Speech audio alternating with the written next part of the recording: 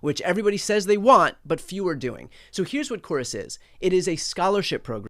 No, Asman has surprisingly defended Taylor on this, to be honest. I mean, this is like, this is the most middle of the road article, okay? Okay, who was that chatter that said Asmongold actually attacked Taylor Lorenz on this and defended who was it? Where the that chatter? Dem influencer payment drama continues. Yeah, a lot of people are yelling at Taylor for her reporting on this. I don't understand it, like, because no one is, from what I've seen, they're not actually like directly undermining any of the veracity of the reporting. Like, they're not saying the reporting is like wrong. They're just saying that it's, they just keep saying like, oh, this is not true. And then they turn around and say like, these guys just kind of gave us money for fun. Like, they gave us money they were giving us money while also simultaneously like had actually no demands whatsoever. And like the contracts that you're claiming had these like, non-disclosures and stuff are also fake, but I haven't seen like any information on it either. But I don't know. I just like, I don't have an issue with like building out. I don't have an issue with like building out a robust media landscape or infrastructure for counter messaging against like Republican nonsense, but I think like disclosures are important. And I do think, no, Brian Taylor Cohen basically said Taylor was on the right with his implications. Okay, we'll look at all of that. But Freaky Friday, Dem influencer payment drama continues. Min shooter misinformation spreads with anti-trans panic. The claim was also never that they were getting paid by Chorus. It was the group behind Chorus. Yeah. I need to go to Turkey to buy some hair for my male peers. Good luck. CDC shakeup.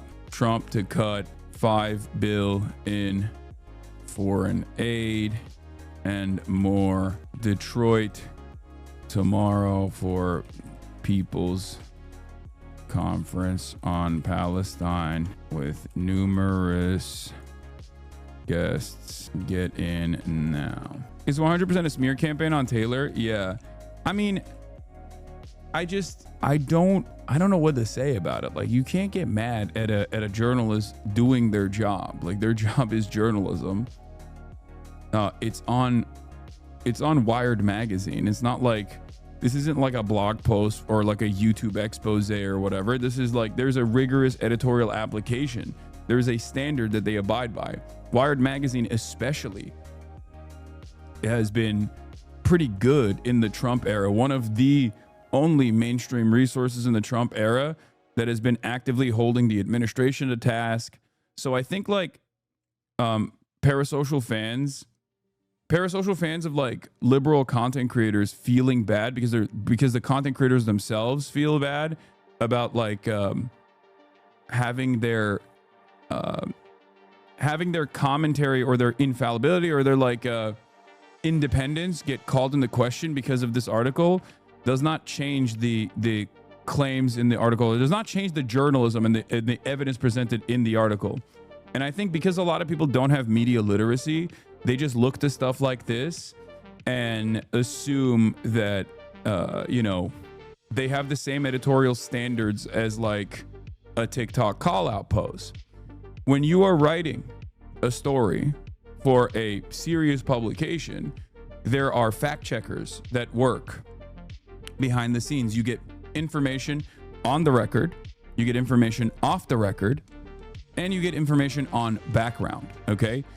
And on top of that, you have a trove of data that you sometimes won't even put in the article, but you show the actual fact checkers. You show the editorial team. There's an editorial process that is maintained. There are lawyers that look over these articles before they are released, because if you have a news outlet, that's just like slinging dirt, okay? If you have a news outlet that's just like shit smearing, slinging dirt, making up fabricated information, they will get into a lot of trouble. Now, obviously, editorial standards have been lowered when it comes to issues that pertain to like American foreign policy. Even like these premier these premier institutions. Someone said like Fox News? Yes, as a matter of fact. Yes, Fox News is a great example of this because Fox News has an editorial side, like the Fox News commentary side, which is insane and they make shit up all the time. But if you go to like the Fox News digital side, the newspaper side, if you noticed, you can compare Fox News reporting on things that I have said to slop tuber commentary people, and Fox News will pay extra attention to ensure that they are at least showing like the full context of the quote. Because even Fox News's digital media side actually has a standard that they abide by. Maybe it's a little bit lower than like a New York Times or something, when they're not talking about Israel, of course. But even then, if you notice, like whenever I get written up on Fox News as opposed to like the New York Post, there is a far different standard that they abide by. And I always show it. And I tell you this. So, I mean, these guys have been sued because of their editorial content. They've been sued successfully by Dominion, if you remember. So that's usually what happens.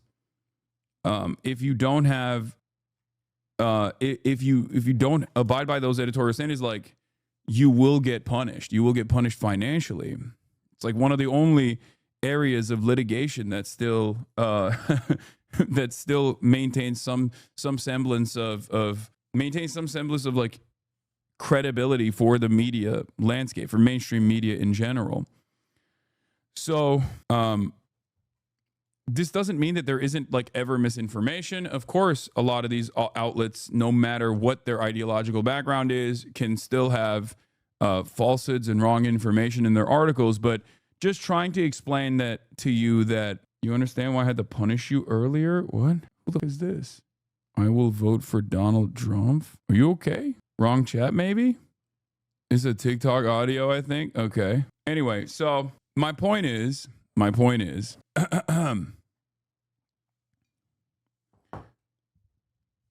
this isn't like a bullshit article. And there's a lot of back and forth happening, some of which is, I guess, marginally productive, but most of it is wholly unproductive. And much of it is stemming from, like, I think, content creators that have worked with the Democratic Party through like these, these donor groups that are funding them, feeling as though they've been outed for not being independent. And being independent voices in the way that they've presented themselves to their audiences. And I think that's like creating some animosity. And therefore, they're just kind of like attacking the messenger rather than the reporting itself. Because I haven't seen anything from people that address this, that calls into question. I haven't seen anything from people that address this that calls into question like the actual information featured in the article. Okay, so we'll start off here. This is Tyler Cohen. So Tyler Cohen owns Chorus, like, which is supposed to be this like not independent, but like Dem aligned influencer strategy, influencer marketing group. And at most, like, the argument that I've heard is, well, Republicans have been doing this, why can't we do it as well? Which is fine. I mean, it's not wrong. It's wild to watch Asman be on the side of the dark Dem money and defending these guys is insane. Wait, what? I mean, he has no politics, man. He doesn't care. He has assumed the same exact world that many of my weirdo haters have assumed, which is, oh, is Hasan on board with this? Is Hasan on board with this? Then I'm against it. Like that kind of thing. If I came out and defended this, he would be blistering it. He would be sending daggers in that direction. At the risk of giving an internet troll more attention, I want to address a piece that Taylor Lorenz wrote yesterday for Wired. An initiative aimed at boosting Democrats online offers influencers up to $8,000 a month to push the party line. All they have to do is keep it secret and agree to restrictions on their content. Literally nothing. I think that chatter was wrong. Asman actually agree with Taylor. Oh, thank God. At least he didn't go to that direction. Jesus Christ. And this statement is true. The article is about Chorus, which is a nonprofit that I helped found to build up a creator ecosystem, which everybody says they want, but few are doing. So here's what Chorus is. It is a scholarship program. No, Asman has surprisingly defended Taylor on this, to be honest. I mean, this is like, this is the most middle of the road article. Okay. Who was that chatter that said Asmongold actually attacked Taylor Lorenz on this and defended who was it? Where that chatter? Let me see this. First of all, why are you sending the fabricated information? Chatter lied to start drama. Where is that chatter who lied to start drama? Okay. Who is tarnishing the good name of Asmongold? Where is it? All right, we got to take him out back right now. Literally watch him right now. Right now, he's shitting on the article as we speak. Wait, what? Literally watch him right now? Wait, he's live right now?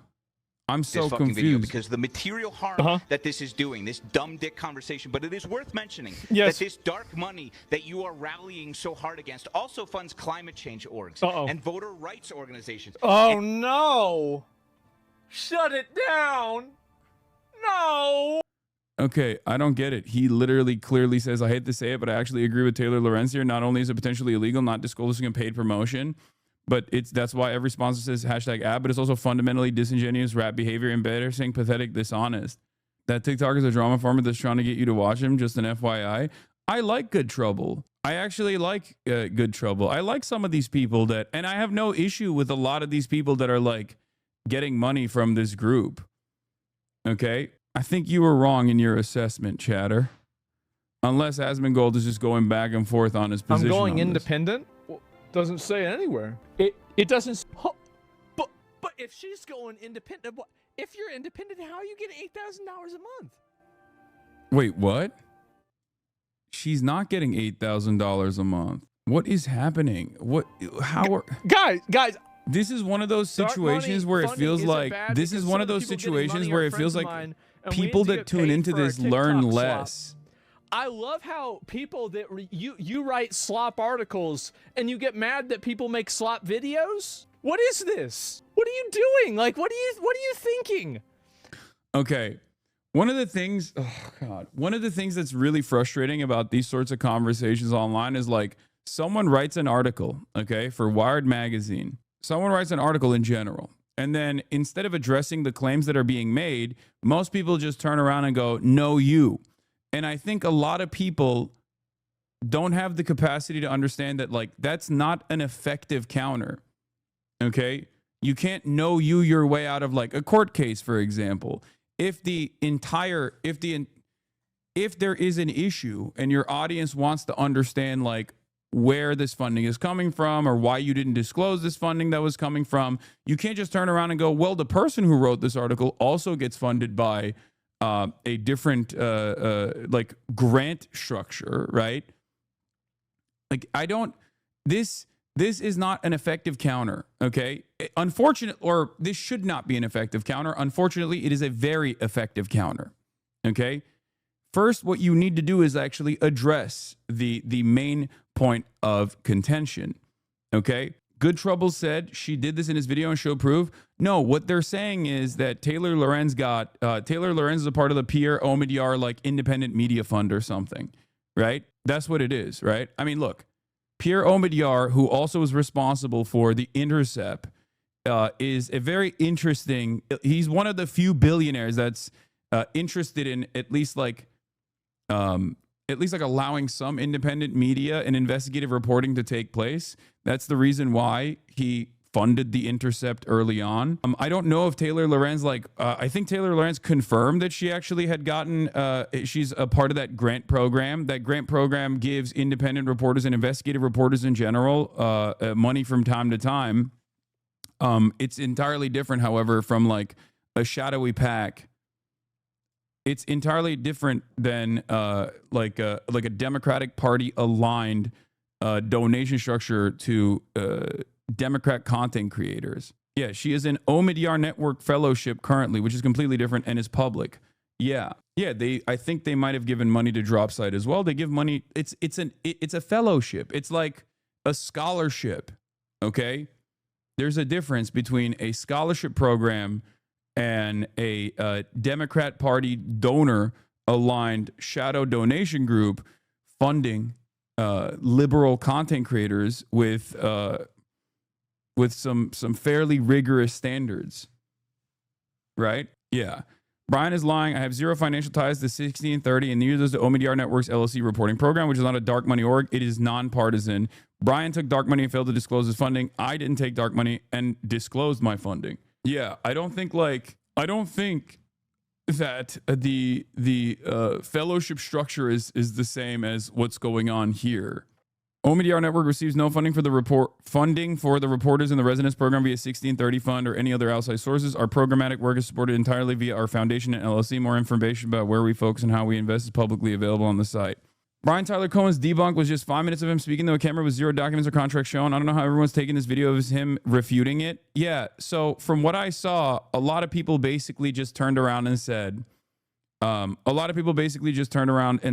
exact same things. Most of it was, this is not true, but even if it was, Republicans are doing it as well, so we have to do it as well. And also, it's just not true. They just kind of gave us money with no obligations whatsoever. And if we wanted to report on it, if we wanted to disclose that we were getting money from these guys, then we could openly disclose it. We just chose not to disclose it, right? So none of it actually tackles the main points of contention on the Wired article, or at least like the expose that came through from the Wired article. I mean, you could be pro-liberal, pro-Democratic Party, and you could have been totally on board with like the messaging, right? And that's part of the reason why you got money from this group. Like, that's fine. People do independently and organically believe these things as well. It's just like doesn't just exist in the ether. It's not, you don't always have to be paid to say these things. Not everyone is like a Richie Torres, right? Having said that, however, I think it's important for people to disclose their funding in general. To teach creators how to grow their accounts, foster engagement, launch their own shows, and become profitable on their own. It's an incubator program to build the pro-democracy ecosystem. Influencers and creators have never been more important when it comes to how Americans are consuming their news. The right has been doing this for years, and the left needs to catch up. That's why we're doing this with Chorus. So let's talk about what Chorus is and what it's not. Chorus does not pay creators for content, does not tell them what to say, it does not... Open Presence, thank you for the 25 gifted subs. The Piker Broadcasting Service is sponsored by you, the viewers. For you, the viewers. The only way for you to fund the Piker Broadcasting Service is PBS. Is by subscribing for $6 or for free. It's 30% off for September, which has started early. Control who they talk to or work with, and there is absolutely nothing in the contract that could even be reasonably interpreted to say that we do. Period. But I don't understand. If that's the case, where is Taylor Lorenz getting this information from? Right? Because, look, the reality of the matter is, I have stood by Taylor's journalism and her reporting, and she's been consistent, right? You can't, either there is a massive fuck up here, like, and either she like didn't see the correct contract or something, or someone fed her misinformation, like one of her on background or off the record resources just either deliberately spread misinformation, just lied to her completely. And then not only did that person lie to her, but that person lied to a team of fact checkers, the editorial team. And at no stage did the legal team at Wired magazine look at this and go, this doesn't seem correct, right? Well, what the fuck was that? What is happening? I don't even know what just took place there. That was weird. I actually have no idea what's happening. That was weird. Those are peripheral disconnect noises? No, I know what those are. I just don't understand why that took place, and I don't know what got fucked up in the process. Like, my audio is still fine. I can hear it. Anyway, so, but people who didn't take the offer confirmed it was the case. Maybe something got updated. I don't know. Could be the Elgato or something. All right. So, as I was stating here, let's get back to the video, but she said she was approached by people who are under the contract and have concerns. Yeah, that was in the reporting as well. And there are some people who were in the article that did not actually... Okay, stop sending me this link. Okay, Jesus Christ. The report says that they looked at multiple contracts that had stipulations. Yeah, so So did they just like make up a bunch of fake contracts and then feed it to Wired magazine? If that's the case, why would they have done so? Like there are too many points of failure and too many lies on behalf of like, in order for me to arrive at this conclusion that like this reporting was untrue, there are a bunch of independent influencers that must have gotten together and like fed the same exact fake information to Taylor Lorenz. And it feels too incredulous. Okay. Full stop. I don't know a single creator who would willfully sign up for a program that would tell them what they can or can't say. That's not what this program is. We pay people to show up to workshops and technical trainings to optimize their content online. For example, but even this guy saying he got money is saying he just got money for fun, like his counterpoint to Taylor makes no sense. No, this is the person who owns Chorus, okay? So Chorus is an out and about like DNC affiliated influencer structure, right? So that's out in the open. That's not actually even a point of contention here. The reporting expanded on that, on who is backing Chorus, the 1630 fund, and who is actually funding the 1630 fund in general. Okay, and so when Brian talks about Chorus, that's his program. Like that's his actual thing. Like that's his personal nonprofit. We've got trainings on how to package content for YouTube, trainings on how to optimize audience retention for Instagram and TikTok, trainings on how to form an LLC. Again, there are zero restrictions on their content. And by the way, the program works. In just 2 months, our cohort has added a combined 6 million followers, that's not including me, and seen their views and engagement grow. That is the point of the program, to teach creators how to be effective with whatever messages they want to promote. And with regard to keeping it a secret, there is a standard confidentiality clause in the contract to protect the privacy of the creators. On the literal first day of the program, it was made clear to all of the creators in our kickoff session that they were absolutely free to talk about Chorus. And we immediately followed up to confirm that in writing. Creators have videos about Chorus. They've got donation links to Chorus in their bios. I myself have made videos that were posted all over the internet about Chorus that reached hundreds of thousands of people. It is not a secret, and it never was. Yeah, I don't think that's the secretive part. I don't even think Taylor was saying that that's a secret. Wait, this doesn't make any sense. Unless, I don't think Brian is misunderstanding the reporting, right? Like, because the reporting does not make it seem as though Chorus is this secretive element here. Chorus has a website. And on that website, there are content creators, many of which actually work with Chorus, and some that do not actually work with Chorus that are even used in the pitch decks, for example. Even in the Wired article, if you guys remember, like Kat Abu-Ghazalek, who is now running for Congress, who used to work as an influencer and also used to work at Media Matters, was demanding that she no longer be presented in the pitch decks, for example. So they were like, so that kind of stuff is... This comes across like a little bit of a straw man. Like I think they should just be like, yeah, we're getting money from Democrats and we're getting money from Democrat donors. And this is a normal part of the process on the Republican side. And we're trying to build a robust liberal media ecosystem. And I think the major issue here was that we did not disclose who we were getting paid from and whether or not some of the content that we were putting out there was an actual ad or was a demand being made by either Chorus or Chorus as a middleman for 1630, which is the actual backer, right? Lying, read the article. She says creators told Wired that the contract stipulated they'd be kicked out and essentially cut off financially if they even as so much acknowledged that they were a part of the program. That is absolutely in the article Taylor wrote. She clearly said the fellows were told not to say they're affiliated. No, I know. I know that they said that. I'm saying he's saying that that's not the case. So now it's his word against the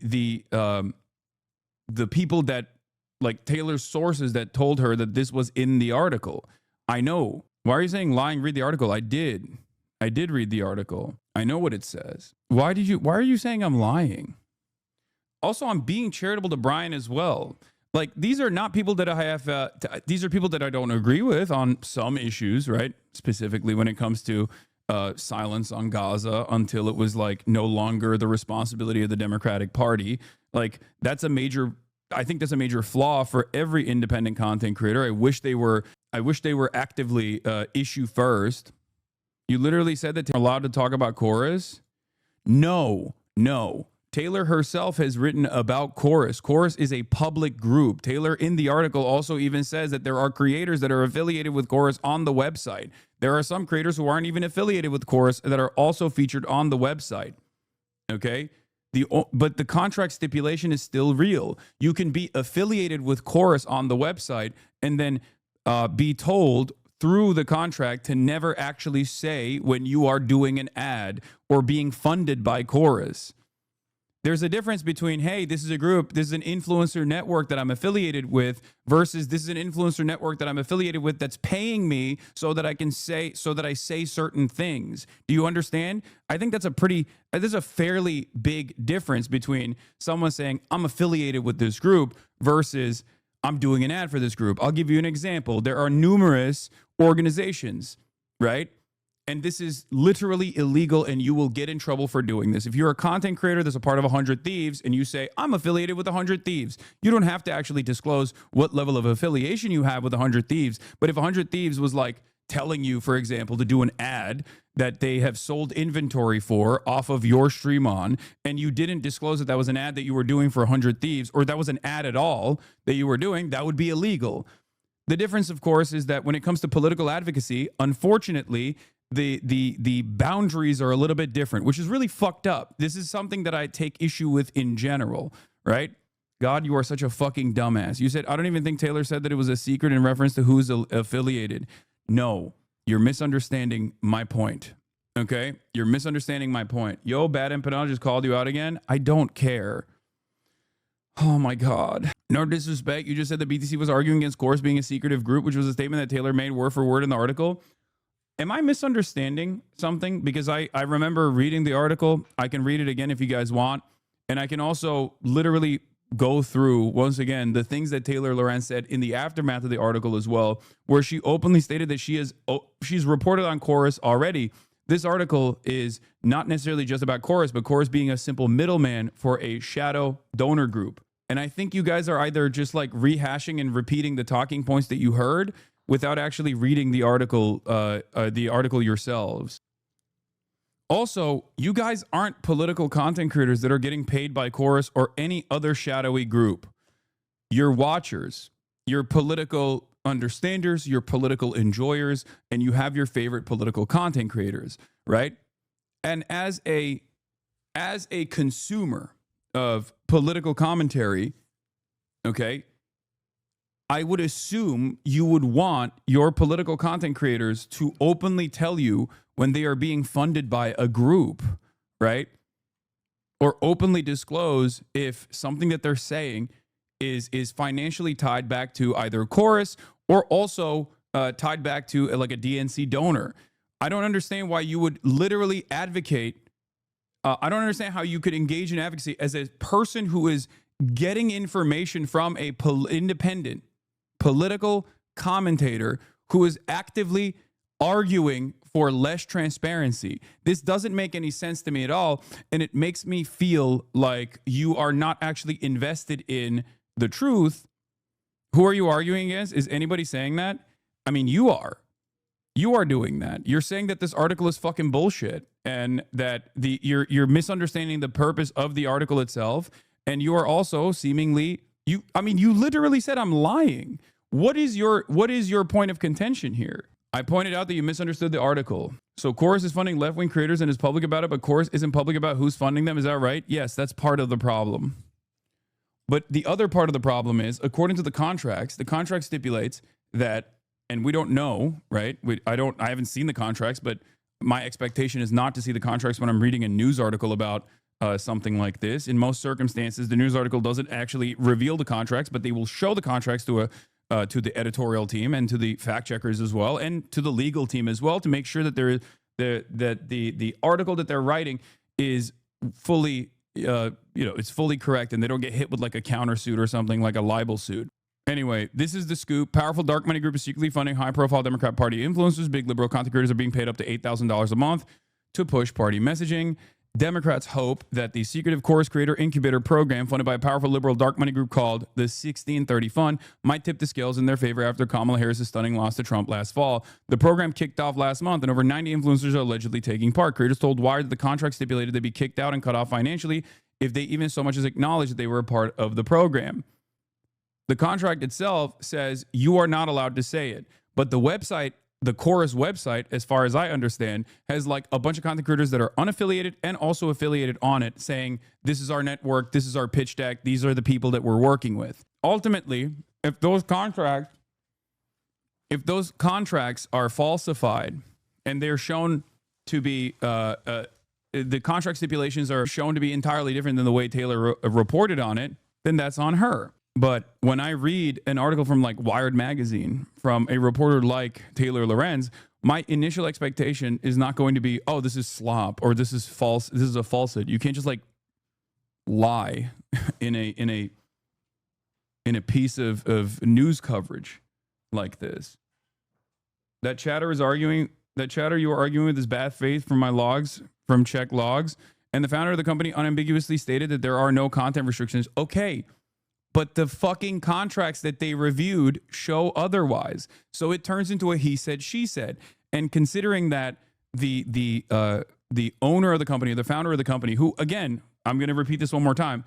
I have disagreements with Brian Tyler. I have disagreements with Brian Tyler Cohen. So the honest thing to do is reserve judgment, not to defend your stands. My stands. Any journalist could have written this article and my assessment would be the exact same. My stands? Taylor Lorenz is not my fucking stand. She's an adult, okay? Again, I don't want to be uncharitable to you, chatter, but it kind of feels like you're coming at this from an incredibly parasocial lens. It seems like you're actually arguing at the behest of some other parasocial ambition that you have to make it seem like this person is actually a bad journalist because they're a stan of mine or something. And it's not only objectively incorrect, but it feels like you're a little drama brain. I want to be as charitable as possible to you. Totally. You caught me. I mean, yeah, we're talking about the Democratic Party, Democrat Party donors potentially trying to give independent liberal content creators contracts that are fairly rigid, that demand that they don't disclose their affiliations or their funding, and might even have some level of editorial control. And your argument is, my stan wrote this article and I shouldn't be defending it. I think you should stop being so childish. Seriously. Chatter is saying, trust these people faced with allegations, but not the reviewed contract by the publication. If you have a problem believing the publication, chatter, demand that they release a contract. Yeah, the other side of the story is that like you're kind of doing the same thing that like Republicans do. You're just saying like it's fake news. It's fake news because it makes me reconsider whether or not my favorite content creator is like being independent or not. I still think we should be charitable to Brian Tyler Cohen because the points he made in this video were transparent and direct and not in bad faith. I know, but he's not actually. He's just saying it's not true. Do you understand? Like, he's not presenting evidence. It's just his word against the journalism of the article. So, and I'm going to repeat this one more time.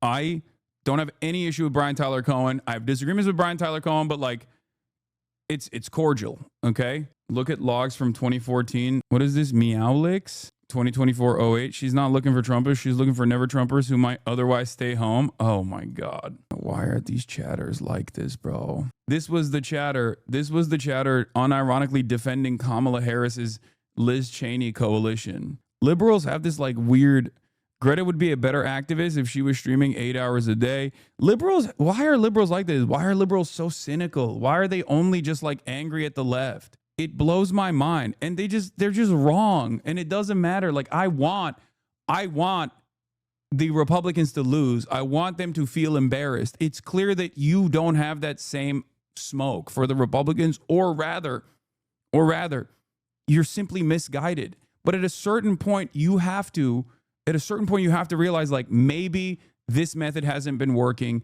Let's try the other one. Okay? It doesn't make any sense that you would just sit there and demonstrate blind fealty, blind loyalty to a party that is failing. And me and everyone else. Why are you so fucking charitable to these lifeless husks that have shown time and time again that they do not care about you? They just only care about like sitting in a position of power and collecting donations. This makes no sense. It actually makes no sense why these people do it. And then they come here and they yell at me about this. It makes me so sad because like, I understand that we need the numbers, okay? We need the numbers. We need the numbers. We need as many people as possible who are like-minded to combat whatever the fuck the Trump administration is doing. And it always feels like the harm reduction liberals, like instead of admitting that they might have been wrong, would rather continue waging this war against their left flank. When their left flank is out in the fucking streets, you know what I mean? It makes no sense. Their left flank is out in the fucking streets. They're demanding that the Democrats do more. You want the Democrats to do more as well, but you would rather fucking fight against the left flank than to fight against the Trump administration. It makes sense for the liberals in positions of power to do this and to divide the base of the party because the left flank actually, you know, presents a alternative and demands more from them. So it's understandable that they treat like the leftist base of support as the petulant children that want far too much, right? But it doesn't make sense for the regular people in my chat to be so active in also defending the failures of the Democratic Party. It just makes me sad. It does. It makes me real fucking sad.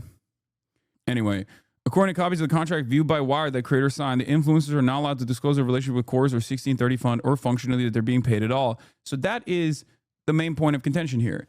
Is that contract real or not? I have no reason to assume that this contract is not real. I have no reason to assume that a mainstream outlet like Wired Magazine, especially one that's done great work so far against the Trump administration, is going to sit there and put forward an article. I mean, a contract that's just like fake. Okay. Legal Heretic tip $500 said, here's some dark money so you don't feel left out. Thanks for the dark money, Legal Heretic. Legal_heretic. I no longer feel left out. There's the implication in the article that this is some arm of the DNC or the Democratic Party. We have literally nothing to do with the DNC. I spend 0 minutes of my day thinking about the DNC. The creators do not toe any party line. How could we? There isn't a party line. Creators are absolutely allowed to speak out against the Democrats, and in fact, plenty do. And frankly, course creators should and do criticize Democrats when they suck. And quite often, they do suck. I've seen posts saying that this is AIPAC funded, which couldn't be further from the truth. I'd venture to... Yeah, I don't think that's the case. That's not an argument that was presented by Taylor at all either. I don't think, right? Simple take from just a person this content is aimed at. I want to see the Democratic Party be more responsive to the will of their base. What I see here is the Democratic Party using independent creators to tell me, no, your opinion is wrong. Here's the correct one. I'm not interested in being told what I should believe. This time they can come to us, not the other way around.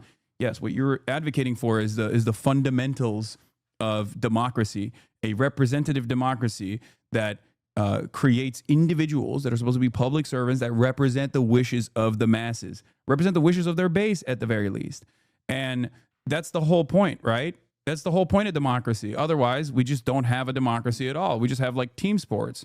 And unfortunately, under our duopoly structure, it kind of does become team sports, where there are a lot of agreements on broader issues between the two parties within this duopoly structure, where there's bipartisan compromise on issues that we don't even think about, issues that Americans think about every day, the impact of issues that Americans think about every day, like healthcare and not having socialized medicine in this country that harms millions, tens of millions of Americans. And yet it's a given that it's going to be a private public structure, not even a public structure, but like an entirely privatized endeavor, and that the Democrats themselves barely ever make a dent in that conversation. There's no back and forth on this issue. And when there is any sort of momentum from the left flank that demands we get Medicare for all, Democrats do what? they launch an an unjustifiable battle against those who are actually presenting this alternative that many people actually would benefit from, regardless of whether they think it's good or not. This is the issue. And I don't like that a lot of the initiatives from the Dems have been to basically flood the market to the best of their ability with, no, you don't understand, harm reduction. Democrats are better than Republicans, which is not even false. Okay, that is true. Democrats are marginally better than Republicans on a lot of issues, and even majorly better than Republicans on a lot of issues. They just follow the Republicans, at least in the way that I've tracked it for the past, 10 years, 12 years at this point, over the course of multiple election cycles, midterms and general elections, where Democrats basically follow the Republicans' lead on a lot of these issues, and they play the role of normalizing the Overton window shifting further and further to the right as they take on and assume the positions of the Republican Party just 4 years after the fact. This obviously creates a lot of enmity. This creates a lot of anger and resentment in the base of support within the Democrat structure, which is precisely the reason why Democrats have lost support even at a time where they're supposed to be gaining momentum, gaining support, because the Republicans fucking suck. They're in power. Everything sucks. Everything is awful. The world is burning all around us. And yet people still say this is ass. Democrats are not presenting an alternative. They're not fighting back. They're not fighting back hard enough. That stems from the lack of interest demonstrated from the establishment in making changes within the party structure, making changes within their top line messaging on key issues. Okay? If you cannot be defined by major problems that persist in American society, and if you can't actively communicate that you are an earnest defender of people's rights, earnest defender of workers' rights, an earnest defender that is going to fight to fix the housing market, that you are going to fix the private healthcare structure that is so broken and so costly and so expensive and in killing people, then of course people are going to assume you are in favor of whatever the fuck the Republicans present you as. Oh, they're unserious. They only want to give bottom surgery to Guatemalan migrants in that was a major issue. That was a major issue in this last election. It's not the transphobia that was so captivating for people. It was the lack of interest from the Dems in addressing any of these issues seriously and sincerely that the Republicans took advantage of. Guess that most course creators, myself included on both YouTube and Substack, have spoken out against the atrocities in Gaza. Lorenz says that the 1630 Fund is, quote, a powerful liberal dark money group. 1630 Fund is our fiscal sponsor. One of the largest documented donors to 1630 Fund is the same person funding Meteor's Reporters in Residence program, which Taylor Lorenz herself is a part of. And guess what her monthly stipend is? $8,000 per month. So she's criticizing an entity that is funded by someone that she is currently taking money from. I guess it's okay when Taylor Lorenz gets paid, but no one else. The monthly stipend that we offer is so that creators can do this work full time. We've had numerous creators. So, I don't know exactly how much money she gets from the Omidyar fund. Okay. And I don't know if Pierre Omidyar is a part of the donation structure for the 1630 fund, but the major difference here is the disclosures. Okay. If it's publicly disclosed, if a grant is a public grant and it's publicly disclosed, it's entirely different than having a bunch of shadowy donors that fund an organization with contractual stipulations that demand that you do not disclose that you are being funded by this organization. Okay? What's the point of Brian Taylor Cohen lying about Taylor here? It's not even, I guess technically it's not even a lie. I guess like the only thing that he's wrong about or lying about, or he might be misguided about is the funding, but you're attacking the messenger instead of the message. It's a trick that a lot of people do. It's a very successful deflection mechanism to say, oh, well, no, you're also getting funded by this guy that we're also getting funded by. But in fact, from what I understand, seemingly Jessica Burbank is the one who started. I really like Jessica Burbank. I don't understand what the fuck's going on here, but is the one who started the complete lie that I'm somehow funded by 1630 Fund, or that Omidyar Network is reporting is. Omidyar Network has received zero funding from 1630. I have received zero funding from 1630. This is a disgusting thing to do to another reporter. Page 82 of financial disclosure in 2022. I just DM'd it to King Clip because I saw him retweeting Taylor. This screenshot is from a refund 1630 sent from a program that Omidyar funded years ago before the reporters in the residence program even began. The fact that Jessica Burbank is spreading complete fabrications about me in coordinated group chat of influencers is revealing. Jessica's talking about how she's leveraging her connections in media to spread this stuff too. What other journalists has she been boosting the smear campaign to? My story with Wired is factual. Participating in a coordinated smear campaign is Star Network on the reporters residence program. Neither I nor they have ever received funding from the 1630 fund. I have never received a dollar from any dark money groups or political organizations. ChatGPT link at the, wait, what? Source.chatgpt.com. Does this mean that like ChatGPT spat this out? I don't understand. If Taylor was funded meaningfully by the same entity, wouldn't she simply just not have an interest in writing the article? Yeah, that also kind of doesn't make sense.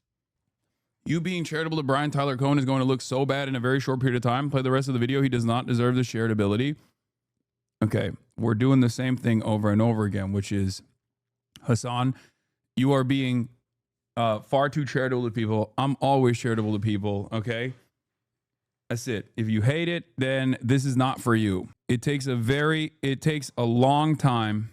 It takes a lot of like publicly malicious behavior for me to write someone off. That's just how I am. That's just how I've always operated, and I will continue to operate that way. That's been your downfall several times, I know.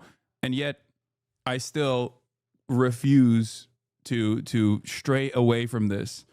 Okay, he's gonna come for HasanAbi in the video, isn't he? I don't care. I'm nice to people who are fucking actively daggering me too. Look at Bad Empanada. Like, I don't. It's fine, you know. Creators in the cohort quit their jobs so that they can focus on creating content full time. That is what we want. I'm really proud that we can give creators that security for as long as they're in the program. We want people to create pro-democracy content full time, and we want to make sure that they can afford to pay their rent and their bills while doing it. If I could have cohorts with 1,000 people in it so that everybody could be part of the program, I would. For everybody saying that they would like to be part of the next cohort, we would love for you to apply.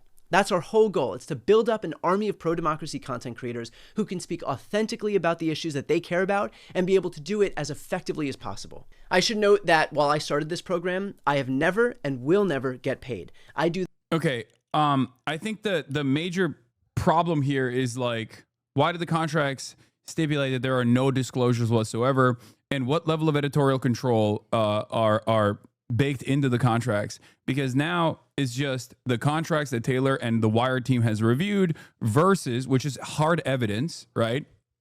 Hard evidence that backed by the editorial control process that exists in mainstream outlets such as Wired, and the legal teams and the legal reviews that take place in the process, and the fact checking that takes place in the process of like putting out an article such as this one. It's not the same as like a Substack report, okay? But ultimately, it's just what he's saying is this is false versus the Wired reporting. This 100%. Like this isn't Brian Tyler Cohen against Taylor Lorenz. This is Brian Tyler Cohen saying Wired is putting out fake news. Okay.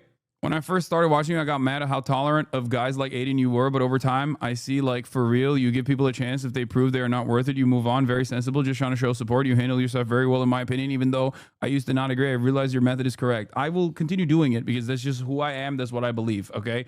That's why I haven't strayed away from that charitability until someone shows me that it's like impossible. But yeah, look, he is angling this as like Taylor Lorenz being an internet troll, and I think it's because he doesn't want to come across as like shitting on Wired magazine, which does great reporting. So he's just directly tackling the messenger by smearing the messenger rather than address the message. It's a common tactic applied, a common tactic that's used that is unfortunately very effective. Donald Trump does it. A lot of people do this. I think the best possible way to go about this would have been to just be like, hey, we fucked up. We shouldn't have. What is this? What is the Core's policy agenda exactly? One of your 75, 90 salaried influencers posted a screenshot of the contract trying to debunk something. Book engagements.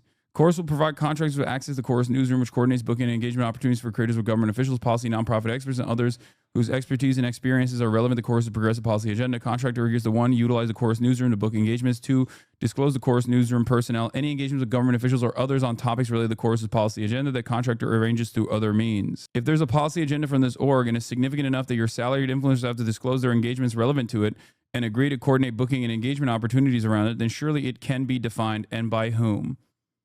Wait, so this person is a Chorus influencer that was trying to debunk the narrative in the contract and then leak the contract? Is that what happened? The other side of this is like, if this reporting is factually inaccurate, there is a process through litigation that you would normally go through, right? So what's interesting about it is that they're not doing that. They're not like actually not demanding a retraction from what I see from Wired. They're not trying to send a legal team after Wired to demand a retraction or to potentially sue them for libel. And instead, they're just making content that doesn't necessarily even address the major points of contention here, but simply just moves on past it, directly attacks the journalists who reported on it, and then says, well, the Republicans are doing it too. Now, that last part is not incorrect. Republicans do exactly this, okay? That's why we call them grifters. That's why we call them grifters. As a volunteer, I have never earned a dime from Chorus, and I never will. I want every dollar that we raise to go to creators so that they can do this important work without spending 8 hours a day working at some different job. I've been saying for years that the left needs to build up its creator space. That has never been more true than it is right now. Influencers and creators have never been more important when it comes to how Americans are consuming their news. The left is a decade behind right now. We desperately need This part is correct. He's right about this, right? But having said that, if you were to say it's really important that we also build a robust and transparent progressive media network, okay, to actively counter the misinformation that flows from the right, then that's fine. You say, hey, we fucked up. We shouldn't have had these contracts that are so ridiculous, and we should have disclosed donors, and we should have always been transparent, even if the law allows us to not be transparent. Okay? That's important. Like, I think that's the best possible way to go about this. And the worst possible way to go about it is that to do like almost Trump style, like this person sucks and is bad. Because like the thing that they're pointing to is the Omidyar disclosure filing from 2022 before Omidyar Network reporters and residency fellowship even existed. It's for $45K. Omidyar Network is a billionaire's own philanthropy org, and none of the residents failed to disclose that they're on the Omidyar Network fellowship program. But it's very telling that the reaction from this journalism about a cohort of influencers devolved into defensive lies and glorified botnet of influencers throwing misinformation against the wall to smear the reporter. Like, it's just making me, I feel a little bad about a lot of people that I actually do appreciate, whose voices I appreciate in this space, like Good Trouble especially. Like, he's not in any way, shape, or form quiet on Gaza at all. Right? He's not one of these guys he's actively spoken about Israel's genocide, Israel's apartheid. So like for him to also join on the chorus, and Jessica Burbank as well, I think is great. So it's somewhat disappointing to see them immediately go after. It's somewhat disappointing to see them immediately go after like not even the actual article and the revelations in the article, but instead just like directly attacking the person who did the reporting. Creators teaching and amplifying new content creators, and not just Chorus, by the way. There are other programs in this space doing the same thing. I want all of them to succeed. We need all of them to succeed. There are people like Taylor Lorenz who are desperate to tear the left apart, and in fact, it becomes clear who her efforts help when you hear stuff like this. Genuinely, I kind of like Taylor Lorenz because I know that she actually believes what she says. Do you get what I'm saying? So yeah, I generally don't align myself with friends of Tucker Carlson and Candace Owens. I don't think Taylor Lorenz is friends with Tucker Carlson and Taylor. What? No, that's not. I think the reason a lot of people don't understand this, but like, even if you have disagreements, I said this yesterday, even if you have disagreements with the way like Taylor conducts herself or you know, some of the things that she believes or some of the things that she advocates for, ultimately her work speaks for itself. Okay. And she is the type of journalists that unfortunately no longer exists as much. Like people will be like, oh, she'll burn you for a story. And it's like, that's not wrong, but that's what journalists do. Like journalists do that. That's what the job of a journalist is. That's what the job of an investigative reporter is. Okay? Like this is how you, in many instances, a tenacious and maybe a little, maybe a little crazy is like something that is necessary with good reporters, good investigative reporters. Like that's it. And I don't like I don't know. I mean, I guess I understand why people are directly attacking her because I mean, she's been attacked endlessly from virtually every single different ideological background on the internet. And therefore there's a lot of things that you can pull from, smears or even like valid critiques or whatnot, but it's not about her reporting. And as a reporter, as a journalist, when you are criticizing someone's reporting, you have to criticize their reporting. You can't just like criticize who they are or what they've done or what other people think about this person. Okay? Even if you have disagreements with them. Sean the Black, the leaked contract corroborated the Wired reporting on certain things, so Brian is just lying / misrepresenting. Yeah. After ignoring my repeated requests for comment prior to publication, Chorus finally responded today. We have incorporated their comment into the piece, but have not issued any corrections on our reporting. The facts of the story remain unchanged. I'm going to look at this video as well. This is 10 minutes long. Jesus Christ. It's just, I do think, can you back up and explain what's even being talked about? Yes. Originally, Taylor Lorenz writes a investigative report on the Wired magazine about a powerful dark money group that's secretly funding high-profile Democratic Party aligned influencers. Big liberal content creators are being paid up to $8,000 per month to push party messaging. Okay? Democrats hope that the secretive Chorus Creator Incubator program, funded by a powerful liberal dark money group called 1630 Fund, might tip the scales in their favor after Kamala Harris's stunning loss to Trump last fall. The program kicked off last month, and over 90 influencers are allegedly taking part. Creators told Wired that the contract stipulated they'd be kicked out and cut off financially if they even so much as acknowledged that they were part of the program. According to copies of the contract viewed by Wired, so they did actually get these contracts, and they did view these contracts that creators signed. The influencers are not allowed to disclose their relationship with the Chorus or the 1630 Fund, or functionally that they're being paid at all. Creators in the program are not allowed to use any funds or resources that they receive as a part of the program to make any content that supports or opposes a political candidate or campaign without express permission from their funders. With this structure, it avoids a lot of public disclosure or public disclaimers, paid for by blah, blah, blah, that you see on political ads. We don't need to deal with any of that. Your names aren't showing up on like reports filed with the FEC. So there's two different things here, okay? Normally, if you are paid for by a political activist, political advocacy fund, right? If you're paid for by like a political action a fund, right? Or any sort of campaign, you actually, a lot of people don't know this, you don't actually have to disclose that's an ad. And the reason for why, I think it's really indecent that this exists to begin with.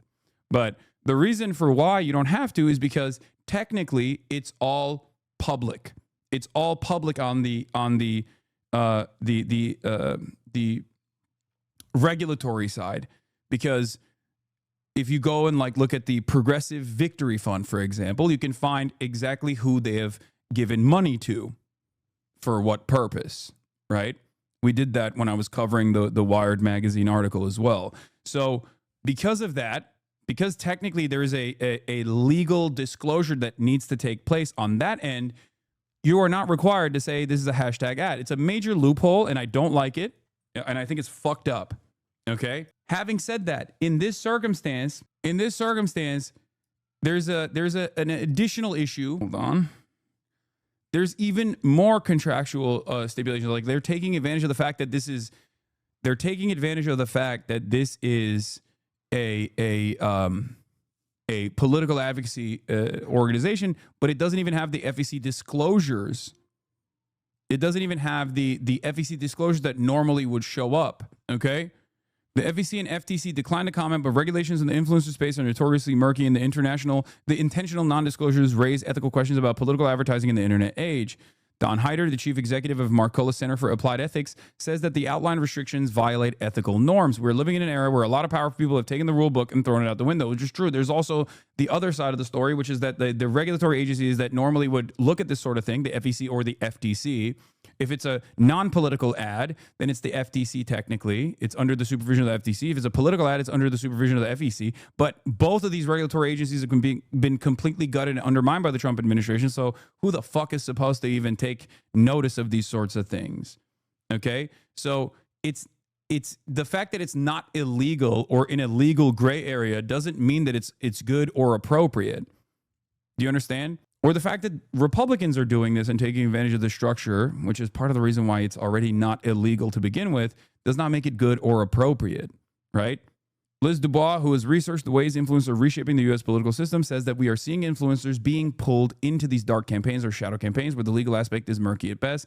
Sometimes it is actually clear that influencers are being used to, for example, evade spending limits. I think that we need to remember that for democracy to thrive, we do need transparency around who's paying for political messages.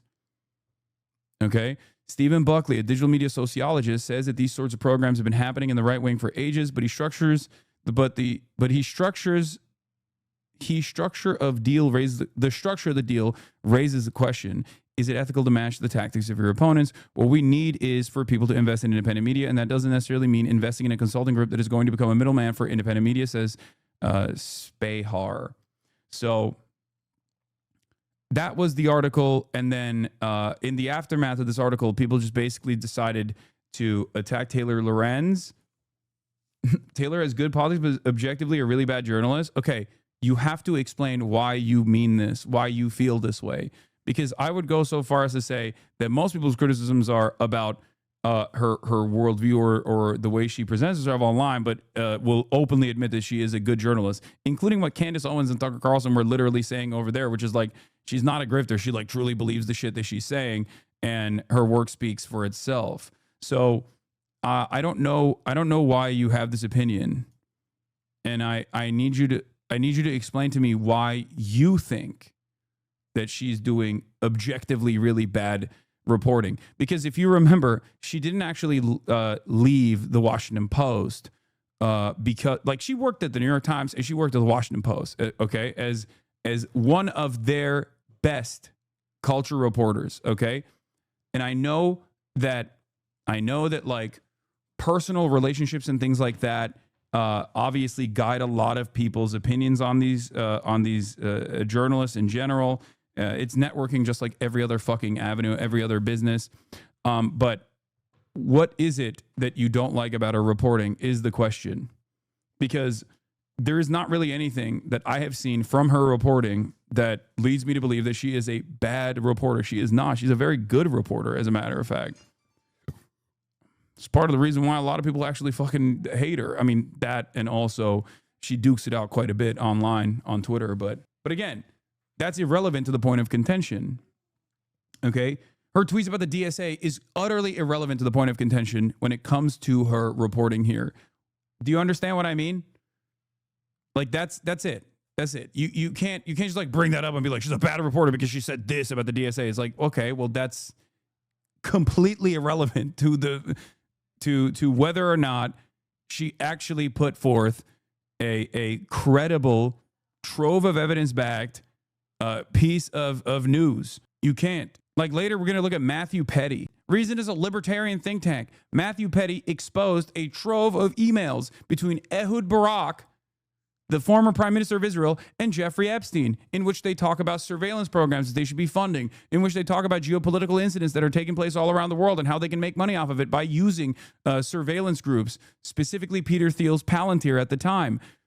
Does it matter what fucking publication reported on it if the article and the information in it is correct? So yeah, that chatter hasn't even described what their issue is, what issue they have with any kind of reporting. Because the reason why Taylor is no longer at the Washington Post is low-key not even because of the fucking reporting that she did, but instead due to a lot of fucking media reporters that just like don't really like her and things that she may or may not have said in her private account on Joe Biden being a war criminal, which is correct, by the way.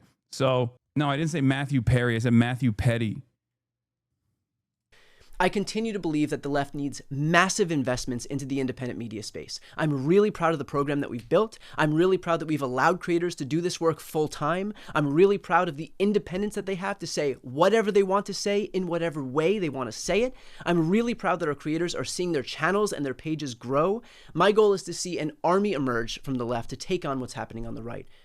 Okay, so then the rest of it is just like Lorenz and Republicans don't want to see it, but we do. Taylor Lorenz and Republicans don't want to see it. That's not even true. Okay, it's sad to see online leftists jump on this hate train, having no idea who she actually is or what she advocates for outside of she's a Twitter drama target. I know, but it's also because like a lot of beloved liberal content creators and maybe even leftist content creators that like they've seen online are also taking on this story and directly attacking. Taylor Lorenz and not necessarily taking issue with her reporting, but simply saying that she's just bad and shitty and like the point here, especially if you're just a consumer of this kind of content, you should just address the issue head on. You should just tackle the issue head on. Is this article filled to the brim with fucking fake bullshit or not? And I have yet to see anyone directly contradict the evidence that was presented in the article, in the reporting. That's it. That's it. I have no reason to believe that Wired Magazine and its editorial team actually allowed this to be reported on without literally looking through the contracts or at least corroborating the evidence presented by numerous on background, on the record, and off the record sources. That is how you normally write articles, okay? This is not a fucking Substack post. It's not a Medium post. This is not, you know, a call-out post on TikTok. This is an entirely different thing. And I think a lot of people have forgotten or don't know how mainstream outlets work. They don't think about, like, the numerous different the points and multiple different groups that like look through all of the information presented in the article to ensure that it's like to the best of their ability accurate. Okay. Is anyone involved in the story denied Taylor Lorenz reporting on the group chat and their discussions about the contract? This appears to be what they're going with. Nothing but deflection and smearing Taylor as a biased reporter. Nothing about the reporting itself. It's the same for the New York Times. It's also the same. I always say this. I say this all the time. Okay. There are obvious institutional biases when it comes to mainstream outlets, okay? There are. But even, what do I always tell you? Even when the New York Times writes an article, they don't directly lie, okay? They don't. They don't just like make shit up. They'll just go to a resource that lies with regular frequency, Israel, okay? And they will just say, this is what Israel said about the attack. That's not a lie. That is literally true. Israel did say that about the you know, baby annihilation that took place. That's the problem. New York Times is not going to fucking lie. They're going to bury the lead. They're going to use passive tone when they're talking about like Palestinians being slaughtered, and they're going to actively spike a story if it looks really bad for Israel, and they're going to do everything in their possible power to make it seem like Israel is actually simply forced to do something violent, but they're not going to just make shit up. They're not going to just fucking lie. They're not going to make up a resource. They will go to a source that is not credible at all, the Israeli envoys, the Israeli government, and they will say it as though it's they will report it as though it's like a reasonable narrator, shown time and time again that they're not a fucking reasonable narrator of events, but that's still, like, a lie by omission is still a lie, but it's not a lie in the same way that like these contracts are real, okay? And if the New York Times was reporting on this story, they would also go through the process of like looking at the contracts. Do you see what I mean? If the New York Times was reporting on this and it's like Tyler Cohen wasn't Tyler Cohen, but it was Israel, for example, they would just take what Tyler Cohen is saying and put it in the article. That wouldn't be a lie. He did say that, right? They would request a quote from him and then they would put that quote in the article. Even when someone is lying by omission or laundering or just whitewashing the reputation of a person, they're still in a mainstream resource, in a mainstream report. They're not going to just like make shit up. Okay? And ironically enough, I try to explain that to you guys all the time, and sometimes I feel like I maybe have failed in describing this process to you. Well said. And the way the New York Times lies and also informs how they occasionally put out excellent work. Yes. Yes, they don't make shit up, but they quote people who make shit up, and then their readers take that as truth. There's hardly a difference. I know, which is why I always explain that to you. But there's a difference between completely making shit up and going to a person you know makes shit up. Ultimately, there is still an editorial standard that they're abiding by.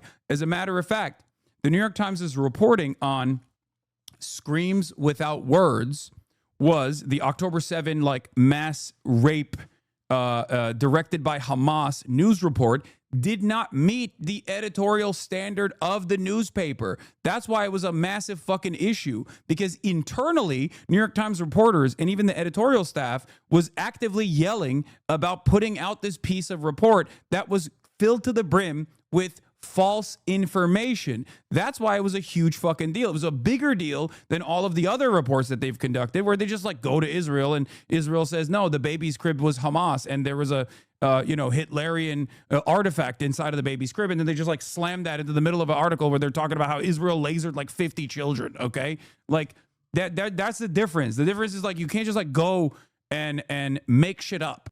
It's for years I've been saying needs to organize independent media in the way that the right has been doing. The left needs to fund independent creators the way that the right does. The right has won even arguably presidential elections because they're... Have you covered out some libbed up defenders of being ghouls and saying how Taylor Lorenz posted this article as a means to get you to pick her? I don't really understand that, because like the people that are outed in this process are people that I have no issue with. Brian Tyler Cohen, like I have disagreements with them. I think it's fucked up that they didn't talk about, or David Pacman. I have no issues with him, even though he is noticeably absent from the conversation when it comes to Israel. And I think that's like fucked up. It's a major problem. But ultimately, like I've never had a back and forth with David Pacman or have fought them at all. I think that like we just have a cordial professional relationship in general. Okay. They stay in their own lane. They do this thing. I stay in mine. I do my thing. Okay. So this isn't like, this isn't like some, this isn't people that I have like active smoke with. Okay. As a matter of fact, she could have easily reported on the Progressive Victory Fund and its connections to Destiny, for example, or its connections to Brianna Wu, people I do have smoke with. And that would have probably been a better argument in that situation for people to be like, well, Taylor Lorenz did this for Hasan because she's going after Hasan's enemies or some shit, even though it still would be good reporting in that regard and would stand on its own, you know? So that makes no sense. And I think what's really funny about this stuff is that they're not even, what's really funny about this stuff is that they're not even fucking shitting on Wired Magazine, which is what they should be shitting on. If they think that this is like fake bullshit, they should be shitting on Wired Magazine, right? Why are they not doing that? Because they know that if they fucking attacked Wired Magazine, they would look like Donald Trump. But if they at least like attack Taylor, who has a fuck ton of enemies online, then they don't have to say Wired Magazine is releasing fake news. That's it. They don't even bring up that this is not like a random call out post, but instead like a fully fleshed out news piece on Wired Magazine. Okay? I don't believe that Wired Magazine, and I might be wrong, but I don't believe that Wired Magazine would like literally fucking report on fake bullshit without looking into it. David Pacman claimed that the report is completely debunked. After a recent Wired hit piece, now fully debunked, false claims started circulating, and sadly, some of the people chose to unsubscribe from my website membership Substack or unfollowed on YouTube. The outcome is exactly what the author was hoping for, that they put out a misleading and inaccurate article. If you want to support what I do, please consider subscribing. Are the influencers involved ever critical of the Democratic Party? I'm not entirely certain on that, but dude, that's crazy, man. Like, they're just now moving on to say that it's just been completely debunked. And I didn't see any of the debunking at all. What is this? I never took a vow. They were just, no, actually, George Soros bought my car directly with his credit card. What is this? So nice of him. And it's I want Suzanne Lambert. Who is this person? I have to pee. abundantly clear right on the outset. This is not me apologizing. This is not me convincing. This is not me trying to persuade. These are the objective, irrefutable facts. And if you choose not to believe an entire group of widely respected, smart, credible people over a perpetually disgraced ex-journalist turned beggar for Substack subscriptions, then I think you are, and I need you to listen to this very carefully, profoundly stupid. And I don't want you following me anyway. Just so we're super clear. So first on Taylor Lorenz, I have never met a more widely hated, universally contemptible person beyond Taylor Lorenz except for Ted Cruz. I have never met another journalist who respects her. I have never met an interview subject who was not misquoted by her. And this is all widely documented.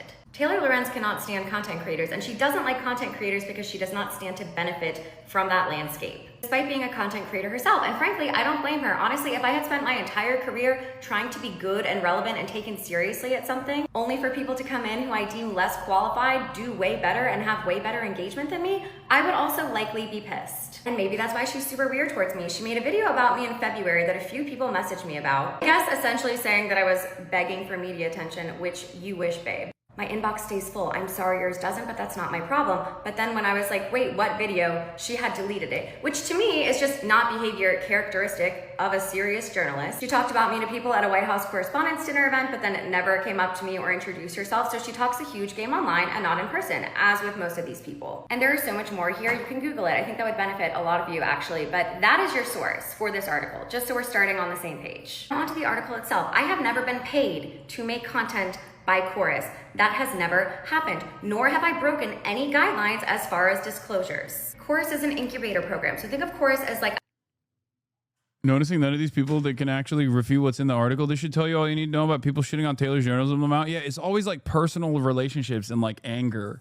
It's disappointing. It's disappointing to see.